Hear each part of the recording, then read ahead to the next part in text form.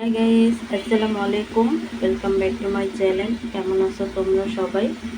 আশা করি ভালো আছো। আল্লাহর রহমতে আমি অনেক ভালো আছি। তো গাইস, তোমাদের মাঝে আরেকটি রান্নার রেসিপি নিয়ে চলে আসলাম। তো আজকে কি রান্না করব তোমাদের সাথে শেয়ার করব। তো গাইস, ভিডিওটি ফার্স্ট থেকে লাস্ট পর্যন্ত দেখতে থাকো। আশা করি ভালো লাগবে। আর ভালো লাগলে প্লিজ একটি লাইক আর একটি সাবস্ক্রাইব করে পাশে থাকবে। তো গাইস, এখানে আমি কহি ভাজি করতেছি।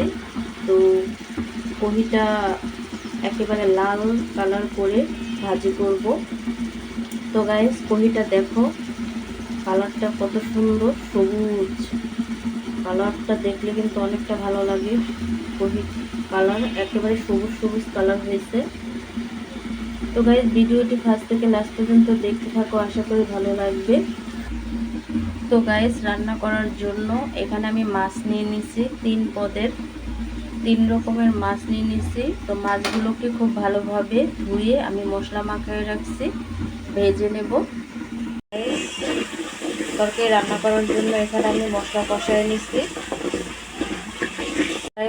মশলা কষানো হয়ে গেছে। এখানে আমি কেটে রাখা আলু আর করলা দিয়ে দিচ্ছি। তো খুব ভালোভাবে কষিয়ে নেব। তো গাইস দেখো, করলা আর আলুটাকে আমি খুব ভালোভাবে কষিয়ে নিয়েছি। তো খুব ভালোভাবে কষিয়ে নিয়েছি করলা আর আলুটাকে।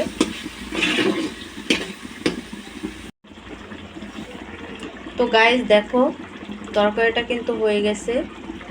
করলা দিয়ে, আলু দিয়ে, মাছ দিয়ে খুবই সুস্বাদু একটি রেসিপি। আর এই গরমের সময় কিন্তু এই করলার তরকারিটা অসাধারণ হয় খেতে।